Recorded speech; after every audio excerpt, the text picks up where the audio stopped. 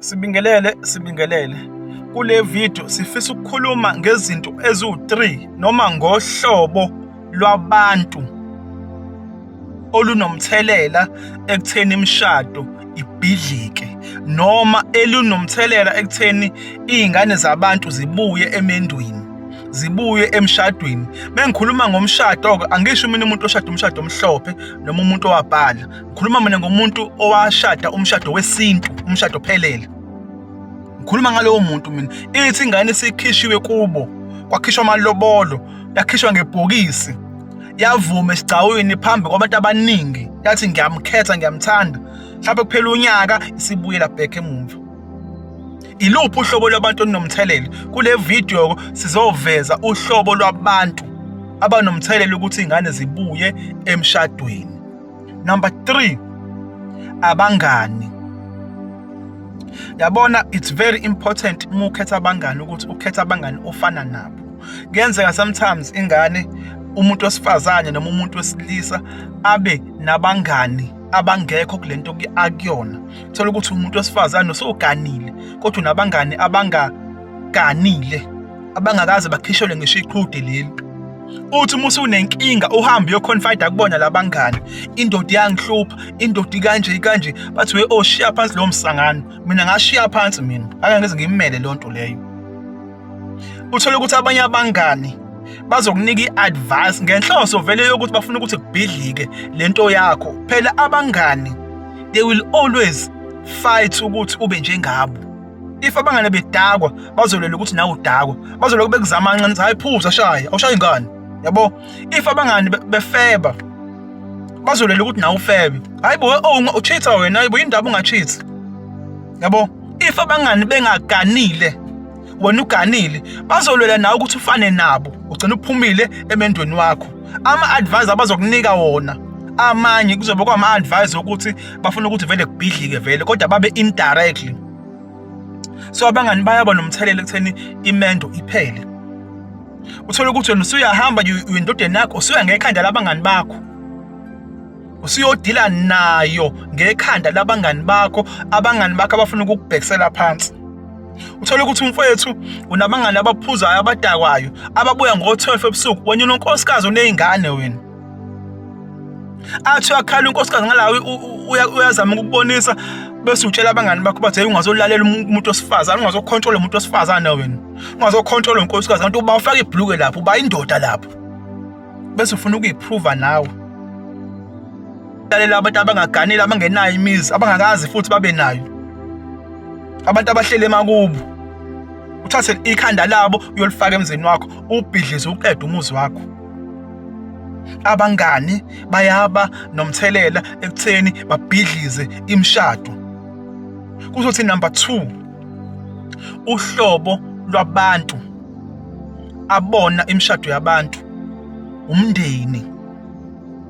Nangumama la, umama uyasonta. Umama mhlawumbe unesikhundla esontweni, mhlawumbe umgcotshwa thizeni, noma ubaba noma umama.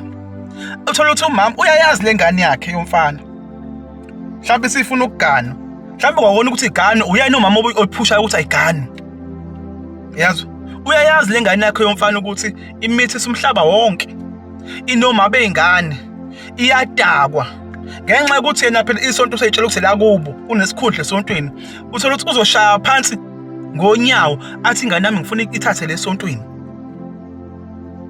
Lengane yakhe igijima nayingwenya lapha emaklabhini ilale nazo. Lengane yakhe ibishintsha amantombazane la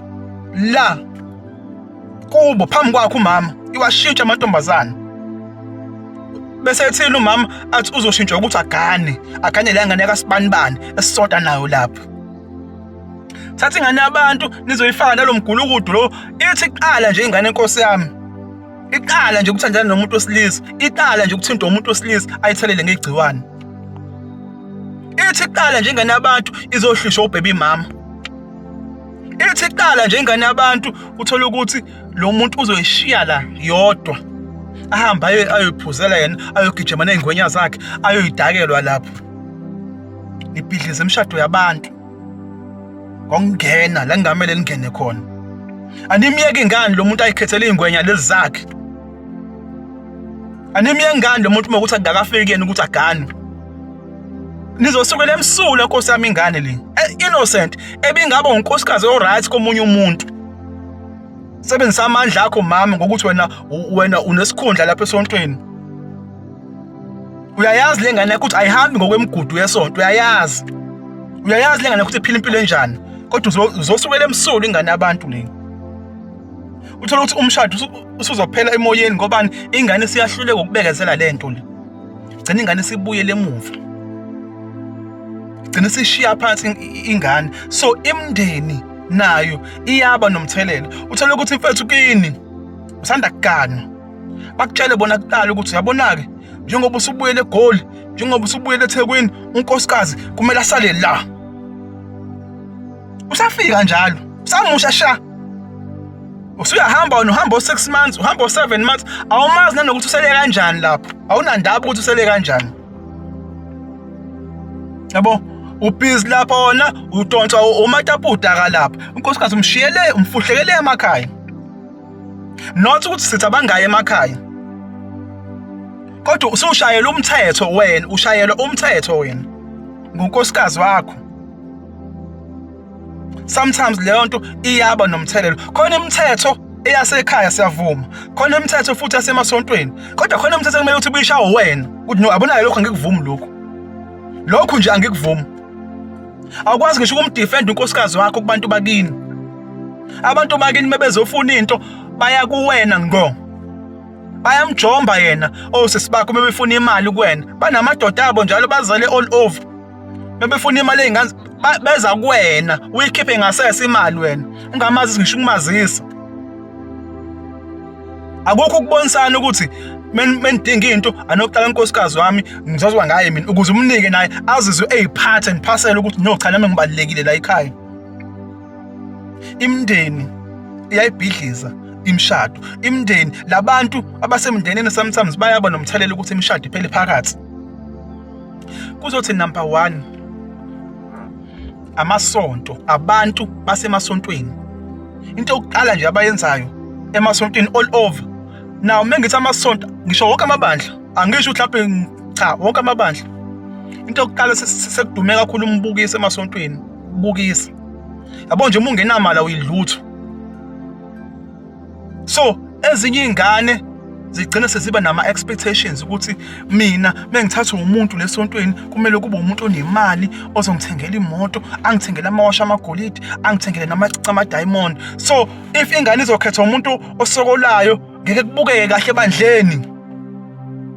That's why most ingane zigcina zikhetha imgulukudu. Imgulukudu eyinonusela ngemali, eyidoba ngemali. Zigcina seyishiya amadoda right. Kokunye uthola ukuthi le ngane le mhlawumbe bikade inayo umuntu ethandana naye. Ngenxa yokuthi kuvela umuntu onemali, sekumele ukuthi keep up ekuthula lo muntu onemali, ishiye lo muntu ebethandana naye. Ithi iyahamba ayimthandi lo muntu. Yadotshwa imali nepressure yabantu esonta nabo. Ukuthi hayibo usomabhizinisi lo, umakhanya lo, usomabhizinisi lo unezimali. Uzokulobola nje kube ngathi uthenga iduku, uzowakhela nomuzi futhi. Yabo, ishiye umuntu emthandayo, mhlawumbe besivele inomuntu othandana nayo. Mhlawumbe binobaba wengane futhi. So sometimes kuyenzeka uthola ukuthi ingane zizopressurizeka emasontweni. Imshado yazi ibhidli ingakaqali ngisho ukuqala. Yini zenze ama choices are wrong ngenxa ye pressure esasontweni.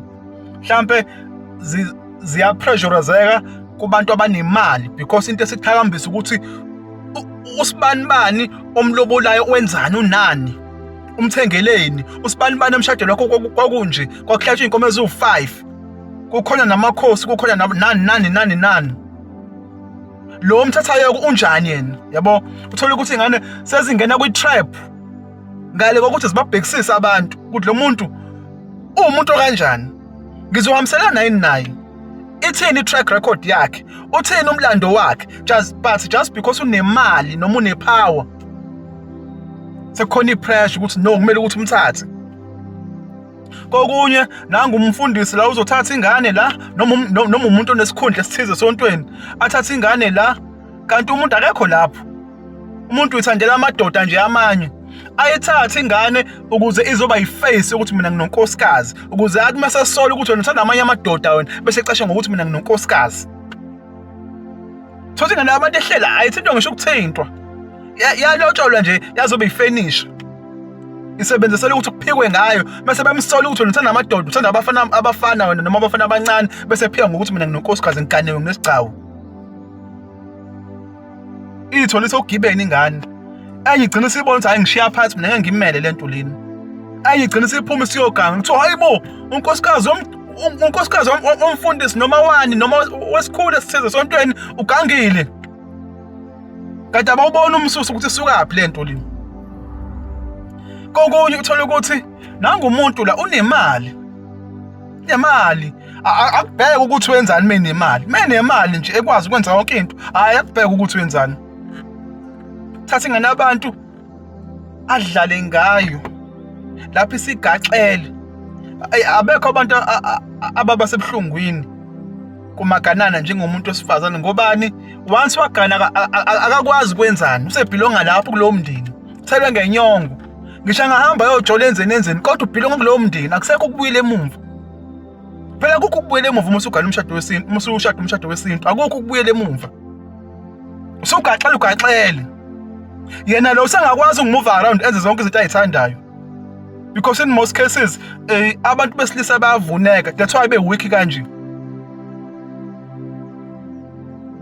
Uthola ukuthi isigaxele intombazane. Sikhale inyembezi imihla ngemihla. So izinto lezi ezigcina sezenza imshado ukuthi iphele phakathi. Kokunye uthola ukuthi abantu bebandla bazongena endabeni zenu. Athi umuntu osifazane uyabika la ukuthi kunokuthi kumbambathwe. Kuthiwa hayi in the name of ibandla izongcolisa igama lebandla, izongcolisa igama lesonto. Hayi buya ngishaya. Hayi ngeke umfundisi lo mbishop lo. Hayi akwazi. Hayi ngeke isigule esikhulu lesi. Siyanikela lesontweni. Akwazi ukuthi ngakhulu awuzame ntombi ukuthi ngawe wenze ngenye indlela. Zama nje ukuthi ubone uzimisa kanjani. Isiqhumama lesi. Kokunye nansi indoda la iyasho ukuthi hayibo engathi akuyona yami le ngane leyo. Hayibo engathi ngifike sekonakele lapha ngidla ingulube isesakeni noma ngithenge ingulube isesakeni sorry. Kuthiwa hayi ngeke hayi ligwenye intshe ndoda ligwenye. Yabo igcina imshado sibhidlika phakathi ngenxa ye pressure evela from abantu basesontweni. Because abantu basesontweni nabo they should know when to draw the line. Sicela ukuthi sibambile. Siyabonga kakhulu.